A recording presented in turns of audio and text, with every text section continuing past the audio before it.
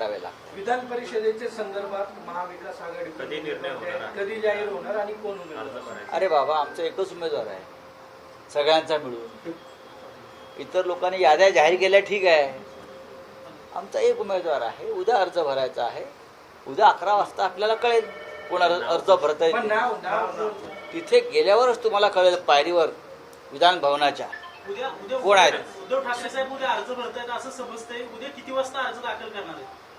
उद्या मी काय म्हणतोय तुम्हाला की उद्या विधिमंडळाच्या पायरीवर उमेदवार तुम्हाला पायऱ्या चढताना दिसले की तुम्ही त्यांचं नाव ब्रेकिंग न्यूज मध्ये द्या। राऊत साहेबांची इच्छा काय? राऊत साहेबांची इच्छा काय? राऊत साहेबांच्या इच्छा उद्धव साहेबांनी उद्या अर्ज भरावा आमची इच्छा का नसावी? म्हणजे भरणार आहे। आमची इच्छा का नसावी? मी पहिला माणूस आहे सांगणार की त्याने विधिमंडळात पुन्हा जायला पाहिजे। त्यानंतर काँग्रेसचे प्रांताध्यक्ष हर्षवर्धन पाटील असतील, सुप्रिया सुळे असतील, या सगळ्या प्रमुख नेत्यांनी त्यांना ही विनंती केलेली आहे।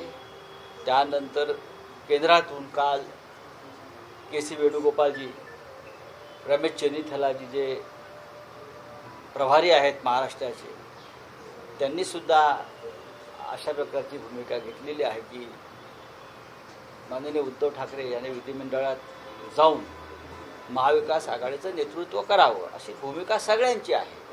आता त्याच्यावरती आज आम्ही पाहू। गोरेगाव पत्राचाळ प्रकरणामध्ये जे आरोप तुमच्यावर झाले त्याच्यावर